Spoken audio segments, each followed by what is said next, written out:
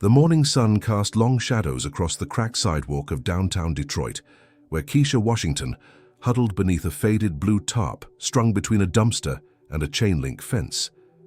At 23 years old and 7 months pregnant, she had learned to make herself invisible in a city that preferred not to see people like her. Her makeshift shelter sat in an alley behind a closed factory, surrounded by the remnants of what used to be a thriving neighborhood before the jobs disappeared and the buildings emptied. She carefully folded the thin blanket that had kept her warm through the previous night, tucking it into a weathered backpack that contained everything she owned in this world. Keisha's story was one of cascading losses that had left her stranded on the streets. 3 years ago, she had been a nursing student at Wayne State University, living with her grandmother in a small apartment on the east side.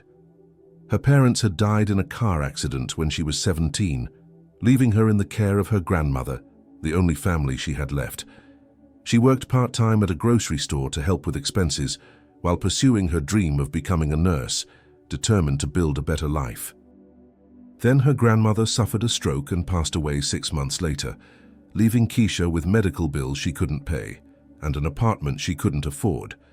The eviction came swiftly, and despite her best efforts to juggle school and 2 jobs, she fell behind on everything. She dropped out of university, lost her jobs when she had nowhere to shower or keep clean clothes, and found herself pregnant after a brief relationship with someone who disappeared when she told him the news. Now as she stood up and stretched her aching back, feeling her daughter move inside her belly, Keisha refused to let despair consume her completely. She had managed to save $47 over the past 2 weeks by collecting cans and doing odd jobs for cash, money she kept hidden in her shoe. Her plan was simple but daunting. Save $300 for a security deposit on a room in a boarding house, find work that would let her keep the baby with her, and somehow rebuild the life that had crumbled around her. She knew it was a long shot, but the alternative was unthinkable. The baby kicked again, as if reminding her that giving up was not an option. The temperature had already climbed to 85 degrees by 9 in the morning, and Keisha knew she needed to find water and some shade before the afternoon heat became unbearable. She walked toward the public library on Woodward Avenue, a place where she could use the restroom, fill her water bottle, and sit in air conditioning for a few hours without being bothered. The librarians had been kind to her, never asking questions or making her feel unwelcome, and she had spent countless hours there reading parenting books and trying to prepare herself for motherhood under impossible circumstances. As she walked along the busy street, weaving between hurried pedestrians who avoided eye contact, Keisha noticed a well-dressed man in his early 30s standing near the corner of a prestigious office building. He wore an expensive navy suit and held a briefcase, checking his phone with an expression of intense concentration. Something about him seemed off, though she couldn't quite place what it was. His face had gone pale, and tiny beads of sweat dotted his forehead, despite the building's proximity offering shade. She slowed her pace, her nursing training kicking in as she observed his labored breathing and the way he loosened his tie with trembling fingers. Marcus Thornton III had spent the morning in back-to-back meetings at his family's investment firm, Thornton Global Holdings, pushing through presentations despite the tightness in his chest that had started during his morning run. At 31, he prided himself on his physical fitness and dedication to his work, often putting in 70-hour weeks to prove to his father that he deserved his position as vice president of acquisitions. The pressure had been mounting for months as he worked to close a $200 million deal that would expand the company's portfolio into renewable energy. His father, Richard Thornton, a self-made billionaire who had built the company from nothing, expected perfection and accepted no excuses for failure. The pain that had been nagging at Marcus all morning suddenly intensified, radiating from his chest down his left arm with shocking force. He dropped his briefcase, clutching at his chest as the world began to tilt around him.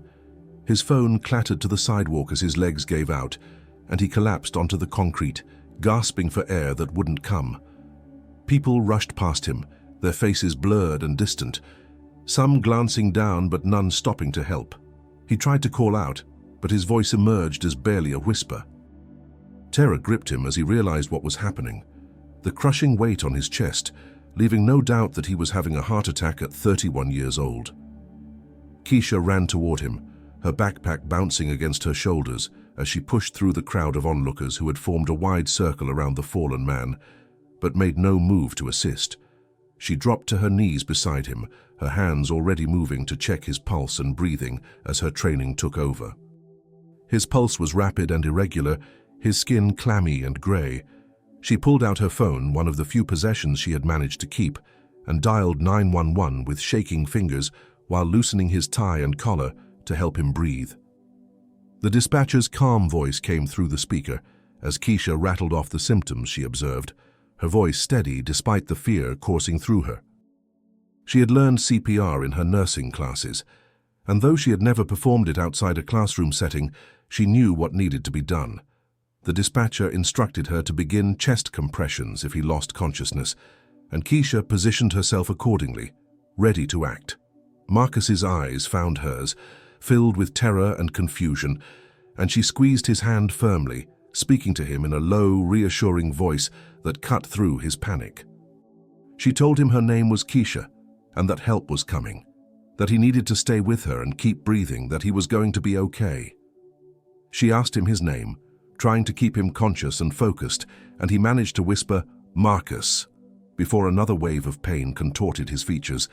She noticed people filming on their phones rather than helping, their morbid curiosity overriding any sense of human decency, and she fought the urge to scream at them.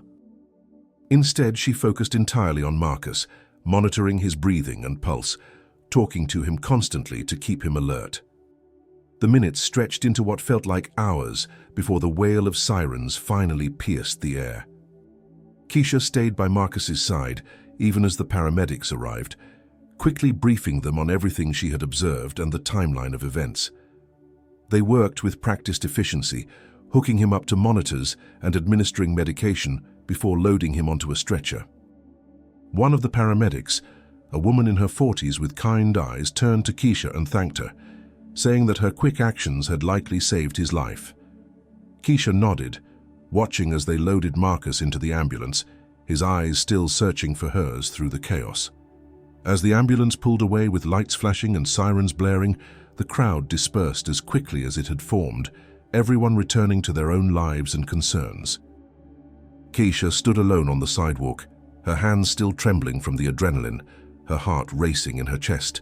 She picked up Marcus's dropped phone and briefcase, intending to turn them over to building security, when an older man in an impeccable grey suit approached her with an expression of deep concern. He identified himself as Robert Chen, Marcus's executive assistant, and explained that he had witnessed everything from the building's lobby. Robert thanked Keisha profusely for her intervention, his voice thick with emotion, as he explained that Marcus was more than just his boss. He was like a son to him after 15 years of working together. He asked for Keisha's contact information so that the family could properly thank her, but she hesitated, acutely aware of her appearance and circumstances. She looked down at her worn clothes and swollen belly, feeling the weight of shame, despite having just saved someone's life. Robert noticed her hesitation and gently assured her that no judgment would be passed, that the Thornton family would want to express their gratitude regardless of her situation. Keisha reluctantly provided her name, explaining that she didn't have a permanent address or a working phone number beyond the prepaid cell she used sparingly. Robert didn't press for details, instead writing down the information she did provide and promising that someone would be in touch. He pressed a business card into her hand, along with 2 crisp $100 bills, insisting that it was the least he could do for the woman who had saved Marcus's life. Keisha tried to refuse the money, but Robert was adamant, telling her that she deserved it and more. After Robert returned to the building, Keisha walked slowly toward the library, her mind racing with thoughts of what had just happened. She had acted on pure instinct, her humanity overriding the bitterness and anger that sometimes threatened to consume her. In that moment, she hadn't seen a wealthy businessman in an expensive suit. She had seen a human being in desperate need of help, and she had done what any decent person should do. The money in her pocket felt surreal, bringing her closer to her goal of finding stable housing, but it also represented something more profound, a reminder that her life still had purpose and meaning despite her circumstances. The baby kicked strongly, and Keisha placed her hand on her belly, whispering a quiet prayer of thanks that they had both been in the right place at the right time. She didn't know if she would ever hear from the Thornton family again, and in truth, she didn't expect to. Rich people made promises they rarely kept, especially to people like her. But for now she had $200 more than she had this morning, and a renewed sense that maybe, just maybe, things could get better. 3 days passed before Keisha heard anything about Marcus Thornton. She had almost convinced herself that the encounter had been just another fleeting moment in her chaotic life when Robert Chen appeared at the library, somehow knowing where to find her. He approached her table in the reading section with the same respectful demeanor he had shown on the street, and quietly asked if she would be willing to visit Marcus at Detroit Medical Center. Marcus had been asking for her repeatedly since regaining consciousness, Robert explained, wanting to thank the woman who had saved his life. Keisha's first instinct was to refuse, feeling deeply uncomfortable entering the world of wealth and privilege that existed so far from her own reality, but Robert's gentle insistence and genuine warmth eventually persuaded her. The hospital was unlike anything Keisha had experienced in recent years.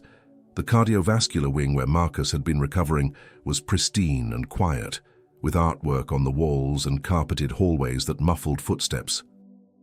Robert guided her through the maze of corridors to a private suite that looked more like a hotel room than a hospital space, complete with a sitting area and floor-to-ceiling windows overlooking the Detroit River. Marcus was propped up in bed, still connected to various monitors, but looking remarkably better than when she had last seen him collapsed on the sidewalk. His face lit up when she entered, and he immediately tried to sit up straighter despite the nurse's protest. The gratitude in Marcus's eyes was overwhelming as he thanked Keisha repeatedly, his voice breaking with emotion as he explained that the doctors had confirmed she had saved his life by acting so quickly. Without her intervention, the cardiologist had said, he would have died on that sidewalk while people walked past with their phones out. He had undergone emergency surgery to place 2 stents in blocked arteries, a condition he hadn't known existed because he had been too busy working to notice the warning signs his body had been sending for months.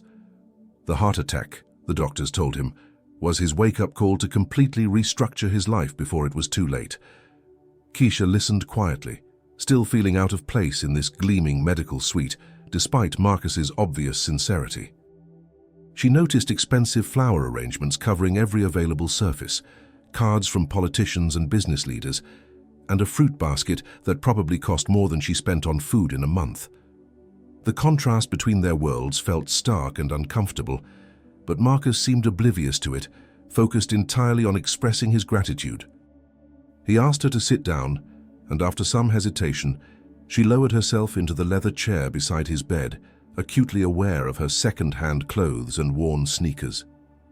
Their conversation started tentatively, but gradually became more natural as Marcus asked about her life with genuine interest, rather than the pity she had expected.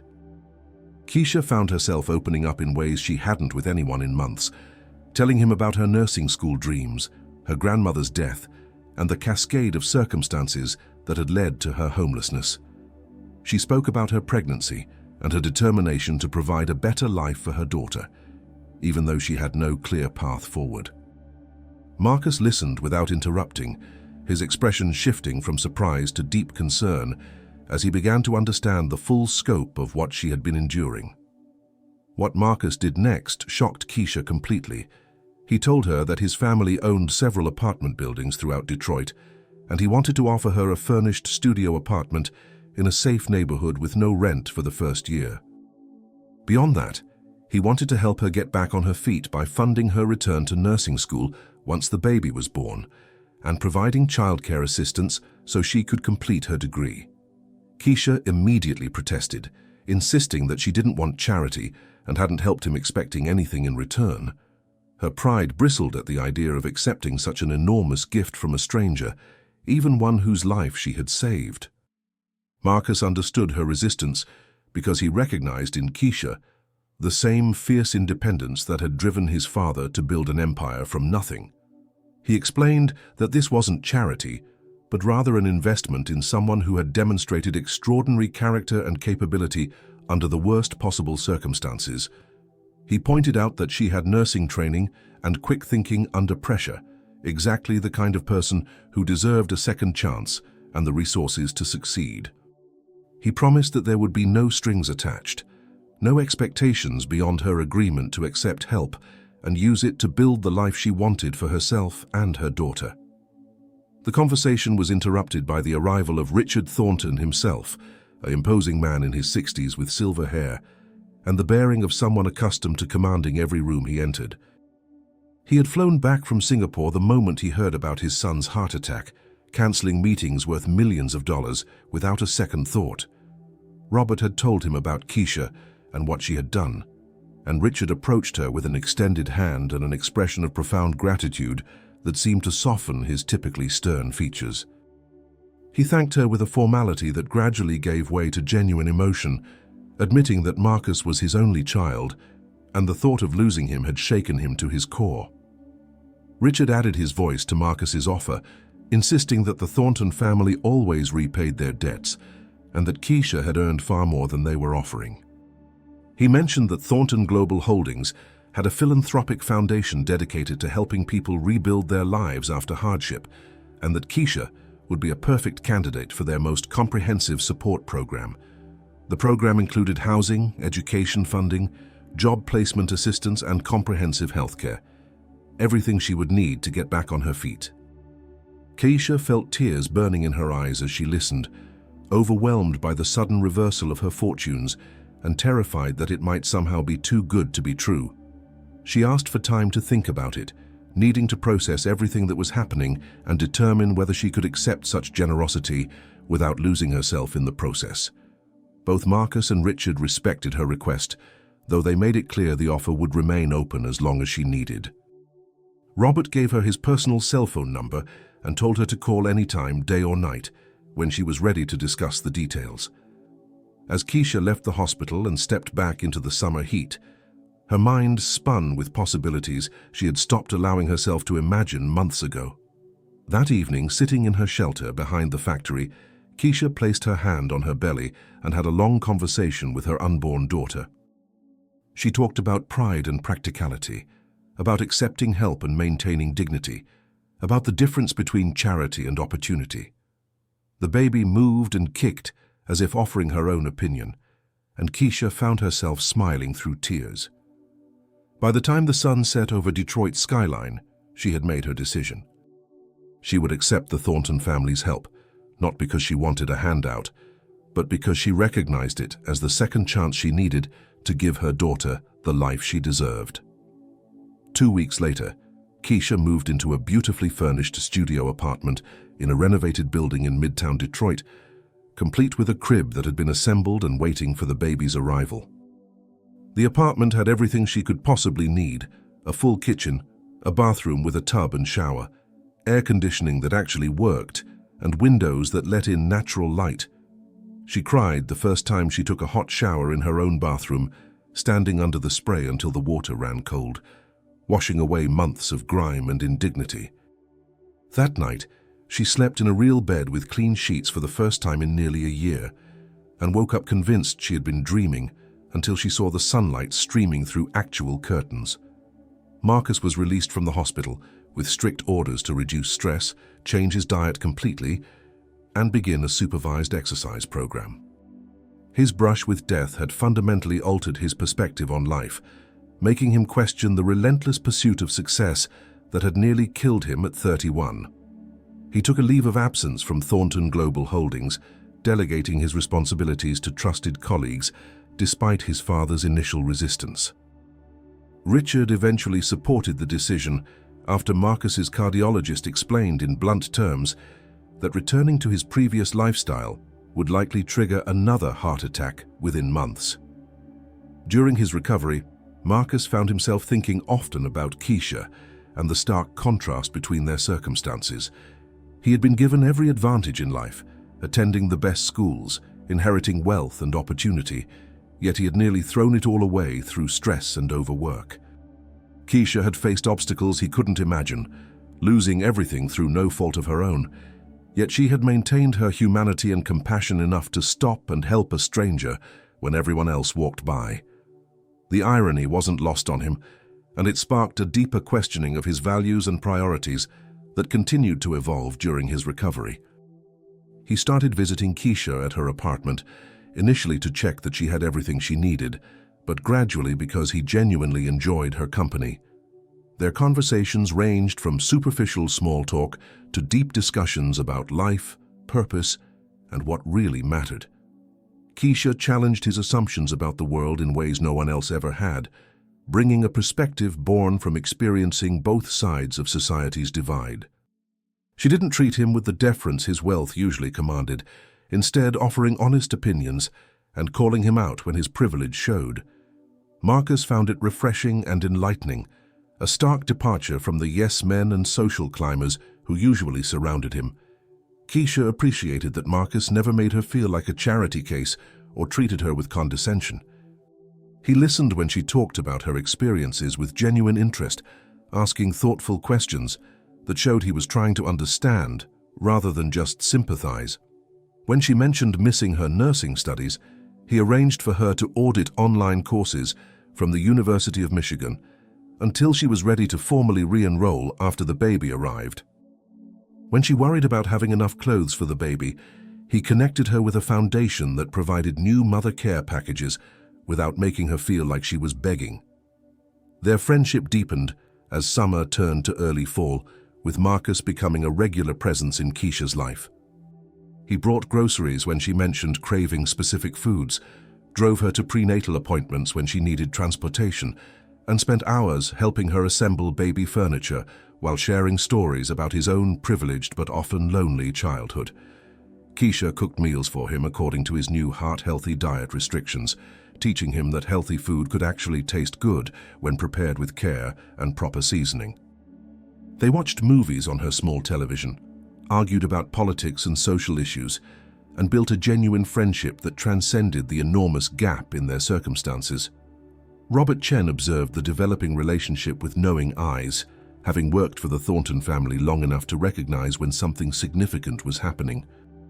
He mentioned to Richard that he had never seen Marcus so engaged and present, so willing to slow down and actually experience life, rather than rushing through it in pursuit of the next deal.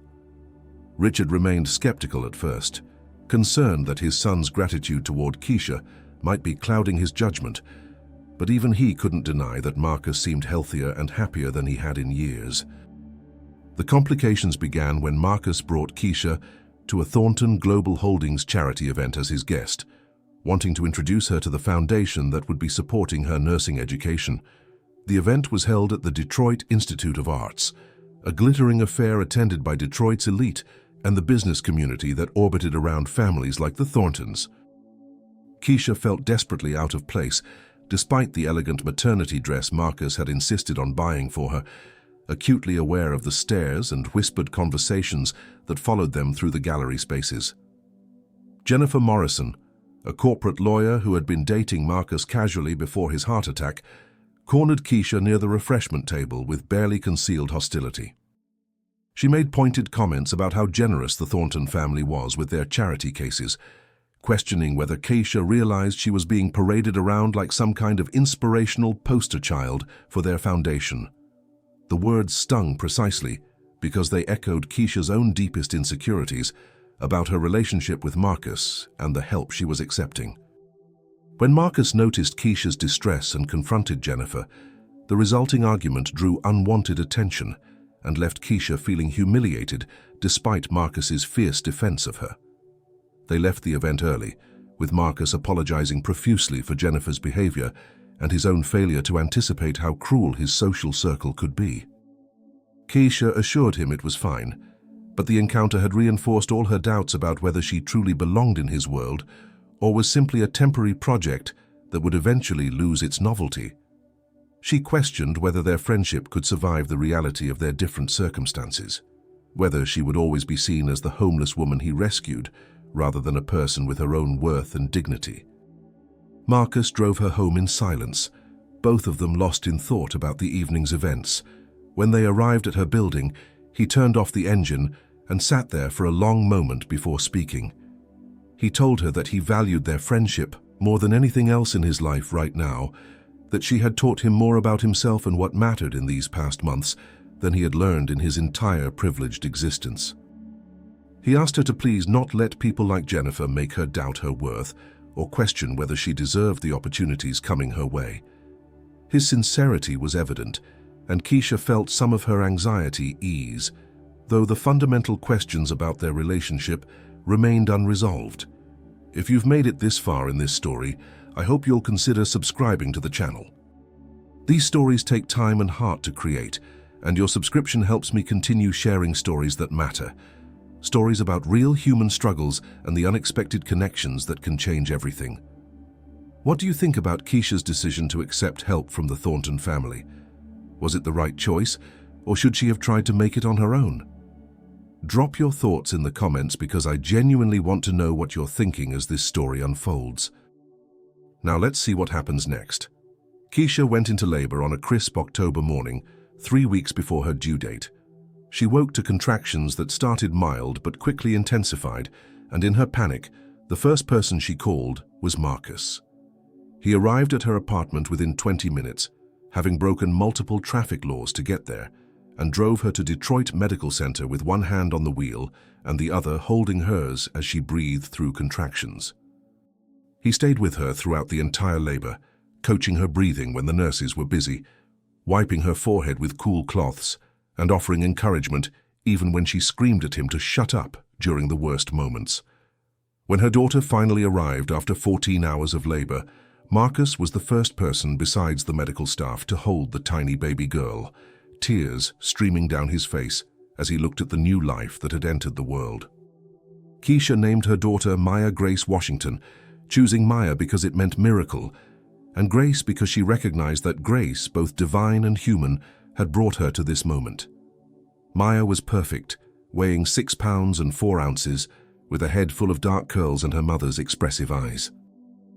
As Keisha held her daughter for the first time, she felt a love so fierce and overwhelming that it physically hurt, a determination to give this child everything she deserved, no matter what sacrifices it required. The hospital room filled with flowers sent by the Thornton family, and Richard himself appeared that evening with a massive teddy bear and a savings bond for $50,000 in Maya's name, ensuring she would have funds for college when the time came. The first months of motherhood were simultaneously the hardest and most beautiful of Keisha's life. Maya was a fussy baby who rarely slept more than 2 hours at a stretch, leaving Keisha exhausted and sometimes overwhelmed by the responsibility of caring for another human being. But she had resources now that she never could have imagined during those desperate days when she was homeless and pregnant. The apartment that had seemed like a luxury became a sanctuary where she could focus entirely on her daughter without worrying about where they would sleep or whether they were safe. Marcus continued to visit regularly, bringing meals and baby supplies, sitting with Maya so Keisha could shower or nap, becoming a constant presence in their lives. It was during one of these visits, when Maya was 3 months old, that the nature of their relationship finally shifted into territory neither of them had openly acknowledged. Marcus was holding Maya, who had finally fallen asleep after an hour of fussing, and Keisha was watching them from the couch with an expression of such tenderness that it made his heart ache. He looked up, and their eyes met. And in that moment, he realized that he had fallen completely in love with both of them. Not out of gratitude or some savior complex, but genuine love for who Keisha was as a person. Her strength, her intelligence, her refusal to be defined by her circumstances, her fierce dedication to her daughter. Keisha had been fighting her own growing feelings for Marcus, convinced that they were inappropriate, given the power imbalance in their relationship and the fact that he had saved her from homelessness. She worried that her emotions were just gratitude, masquerading as something deeper, or that she was unconsciously trying to secure her and Maya's future by developing romantic feelings for her benefactor. But watching him hold her daughter with such gentleness, seeing the genuine love in his eyes when he looked at Maya, she couldn't deny what her heart had been telling her for months. The attraction wasn't just about security or gratitude. It was about the man he had revealed himself to be through his actions and choices. Marcus carefully placed the sleeping Maya in her crib and returned to sit beside Keisha on the couch. The conversation that followed was halting and awkward at first, both of them dancing around their feelings while trying to acknowledge the complexity of their situation. Marcus admitted that he had developed feelings that went far beyond friendship, but he was terrified of making Keisha uncomfortable or making her feel obligated to reciprocate because of everything his family had done for her. Keisha confessed her own feelings while expressing all her doubts and fears about the appropriateness of a relationship given their circumstances and the vast differences in their backgrounds. They talked for hours after Maya fell asleep, working through every concern and question with the same honesty that had characterized their friendship from the beginning. Marcus acknowledged his privilege and the power imbalance, promising that Keisha's housing and support would never be conditional on their relationship status, that she could reject him completely, and nothing would change regarding the help she was receiving. Keisha appreciated his directness, but pointed out that such promises were easy to make and harder to keep. That emotional entanglement complicated everything, even with the best intentions. They agreed to take things slowly, to continue building their relationship while being mindful of the complexities, to prioritize honest communication above everything else. Their first official date happened 2 weeks later, when Keisha's neighbor volunteered to watch Maya for a few hours. Marcus took her to a small Ethiopian restaurant in a neighborhood far from the places where they might encounter his usual social circle, wanting their first date to be free from judgment and prying eyes. Over injera and shared platters of spicy stews, they talked about their hopes and dreams for the future, about the people they wanted to become and the life they might build together. Keisha spoke about finishing her nursing degree and eventually specializing in emergency medicine, wanting to help people the way she had helped Marcus. Marcus revealed that his heart attack had made him rethink his career entirely, that he was considering leaving Thornton Global Holdings to work in impact investing, using his family's wealth to create meaningful change rather than just accumulating more money. The relationship developed gradually over the following months, built on a foundation of genuine friendship and mutual respect that had been established long before romance entered the picture. Marcus was patient with Keisha's moments of doubt and insecurity, understanding that years of trauma and loss had made it difficult for her to trust that good things could last. Keisha challenged Marcus to examine his assumptions and use his privilege responsibly, pushing him to think beyond individual charity towards systemic change. Together, they formed a partnership that balanced each other's strengths and weaknesses, creating something stronger than either of them could have built alone. The major crisis came from an unexpected direction. Jennifer Morrison, still bitter about Marcus's rejection and convinced that Keisha was a gold digger who had manipulated her way into his life, began spreading rumors throughout Detroit's business community. She suggested that Keisha had deliberately targeted Marcus, that she might have even faked her homelessness as an elaborate con to extract money from a wealthy family. The rumors were absurd and easily disprovable, but they spread quickly through social circles that were predisposed to believe the worst about someone from Keisha's background.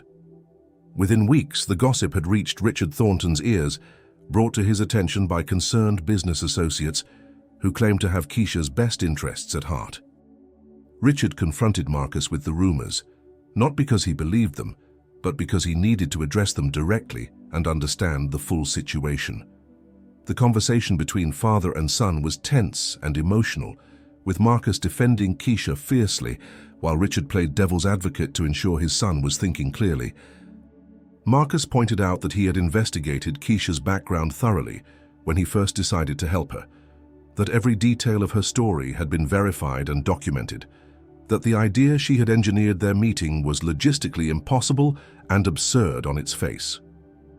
Richard listened carefully and eventually agreed that the rumors were baseless, but he warned Marcus that dating Keisha would subject both of them to this kind of scrutiny and worse, that he needed to be prepared to defend their relationship publicly. When Marcus told Keisha about the rumors, she was devastated but not entirely surprised. She had known from the beginning that their relationship would be judged harshly by people who saw her as an outsider trying to climb above her station. What hurt most wasn't the accusations themselves, but the realization that no matter what she accomplished or how she lived her life, some people would always reduce her to a stereotype. Marcus held her while she cried, promising that they would face the judgment together, that he wasn't going anywhere regardless of what people said. His unwavering support meant everything to Keisha, helping her find the strength to hold her head high despite the whispers and stares. The turning point came when Richard Thornton made an unexpected decision.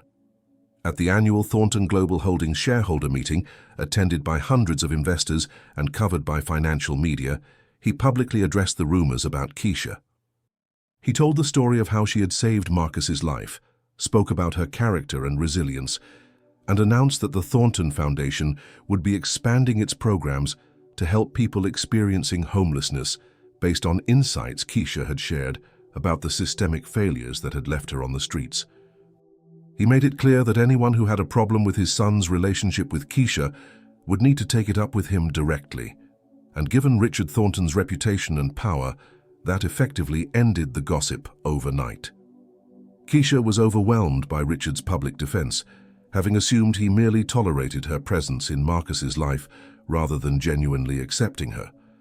Richard took her aside after the shareholder meeting and told her something that shifted her entire perspective. He explained that he had grown up poor himself, the son of a factory worker and a seamstress, and had built his fortune through brutal work and lucky breaks. He had spent decades trying to forget those humble origins, surrounding himself with elite society and raising Marcus in a world of privilege. Seeing Keisha's strength and dignity despite her circumstances had reminded him of his own mother, who had worked 3 jobs to keep food on the table and never lost her humanity in the process. He told Keisha that she had his complete support and that he was proud to have her in the family, not despite her background, but because of the character it had forged. Spring arrived in Detroit, bringing renewal and possibility. Keisha enrolled full-time at Wayne State University's nursing program, able to attend classes while Maya stayed at a high-quality childcare center that Marcus had helped arrange. She threw herself into her studies with intensity, determined to prove that the faith people had shown in her was justified. Her professors quickly recognized her talent and dedication, particularly her exceptional skills in emergency response scenarios that drew on both her training and her real-world experience saving Marcus. She maintained a perfect grade point average while caring for Maya, managing a schedule that would have broken someone with less determination. Marcus officially left Thornton Global Holdings and founded Thornton Impact Partners, an investment firm focused on affordable housing, healthcare access, and educational equity. He recruited Keisha as a consultant for the housing initiatives, valuing her first-hand knowledge of the systemic barriers that trapped people in homelessness. Together they developed innovative programs that addressed not just the immediate need for shelter, but the underlying issues of employment, healthcare, and social support.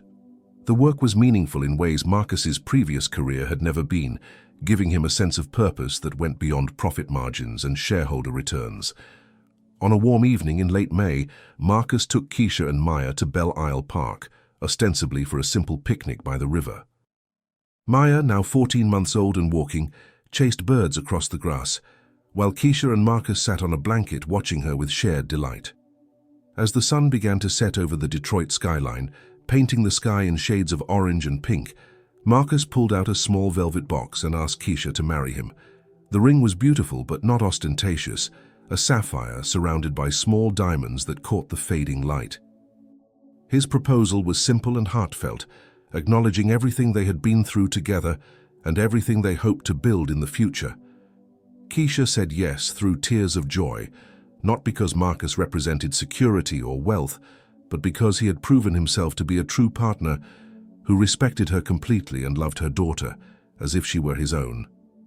They kissed while Maya toddled back to them, demanding attention and somehow sensing that something important was happening. Marcus scooped her up, and the 3 of them sat together on the blanket, watching the sun disappear below the horizon and talking about their future with excitement and hope. The journey from that desperate morning on the sidewalk to this moment of pure happiness had been improbable and difficult, but it had also been transformative for both of them. The wedding took place 6 months later in a ceremony that reflected both their backgrounds and values. Instead of an elaborate society affair, they held the celebration at a community center in the neighborhood where Keisha had once been homeless, inviting people from every part of their lives. Former neighbors from Keisha's childhood sat beside business executives from Thornton Impact Partners. The librarians who had been kind to Keisha during her darkest days shared tables with Richard Thornton and his elite associates. Maya served as an enthusiastic flower girl, scattering petals everywhere except down the aisle, and making everyone laugh with her antics. In her vows, Keisha spoke about how Marcus had seen her humanity when she was invisible to everyone else, how he had offered help without conditions and love without judgment. She promised to continue challenging him, supporting him, and building a life together that honored both of their journeys. Marcus's vows acknowledged that Keisha had saved his life twice, once on that sidewalk when his heart failed, and again by teaching him what truly mattered in life beyond wealth and status. He promised to be a father to Maya and a partner to Keisha, to use his privilege responsibly, and to never forget the grace that had brought them together. 2 years later, Keisha graduated summa cum laude from Wayne State University with her Bachelor of Science in Nursing. Marcus and Maya sat in the front row of the auditorium, cheering louder than anyone else when she crossed the stage to receive her diploma. She had already accepted a position in the emergency department at Detroit Medical Center, bringing her journey full circle to the hospital where Maya had been born and where Marcus had recovered from his heart attack. On her first day of work, wearing scrubs and her nursing badge with pride, she thought about the woman she had been 3 years ago. Homeless, pregnant, terrified but refusing to give up. That woman would have been amazed by the life she had built, but she would have recognized the same core strength and compassion that had always defined her. Marcus and Keisha's story became something of a legend in Detroit, though they tried to avoid the spotlight whenever possible. They focused instead on their work through Thornton Impact Partners, using their unique perspectives to create programs that actually helped people escape poverty rather than just managing their suffering. They opened 3 affordable housing developments that included on-site childcare, job training, and health clinics, addressing the interconnected needs that kept families trapped in homelessness. Keisha often shared her own story with program participants, not from a position of superiority, but as someone who understood their struggles intimately and wanted to help them find their own path forward. Maya grew up knowing her mother's story, understanding from an early age that life could change dramatically and that compassion and courage mattered more than circumstances. She had a little brother when she was 4 years old, and later a sister, creating a family that Marcus had once thought would never be his. The children grew up in a household that valued both privilege and responsibility, taught to use their advantages to help others rather than simply accumulating more for themselves. They learned their mother's story not as some fairy tale about being rescued, but as a testament to resilience, the importance of accepting help when offered, and the transformative power of human connection across divides. On the anniversary of the day they met, Marcus and Keisha always returned to the corner where he had collapsed, and she had stopped to help. They stood there quietly for a few minutes, remembering that moment when both their lives had changed forever, when a choice made in an instant had created ripples that extended far beyond anything either of them could have imagined. Then they walked to a nearby shelter where they volunteered regularly, serving meals and talking with people experiencing the same struggles Keisha had once faced, offering not just resources, but dignity and hope. Their story wasn't perfect or simple, and they still faced challenges that came from their different backgrounds and the ongoing work of building a marriage and family. But it was real and meaningful, built on a foundation of genuine love, mutual respect, and shared purpose. Keisha never forgot where she had come from or how close she had been to a completely different outcome. Marcus never stopped being grateful for the wake-up call that had forced him to reevaluate his entire life. Together, they created something neither could have built alone, a partnership that transformed not just their own lives, but the lives of countless others through their work and example. I hope this story touched you in some way, maybe made you think differently about the people you pass on the street, or the ways our lives can intersect in unexpected moments? If it did, I'd be honored if you'd subscribe to this channel and become part of our community. We share these stories because they matter, because they remind us of our shared humanity and the possibility of change. What did you take away from Keisha and Marcus's journey? Have you ever had a moment where helping a stranger changed your life, or when someone's kindness arrived exactly when you needed it most? Share your story in the comments because your experience matters too, and you never know who might need to hear it. Did you enjoy this video? What lesson resonated most with you? Let me know your thoughts below.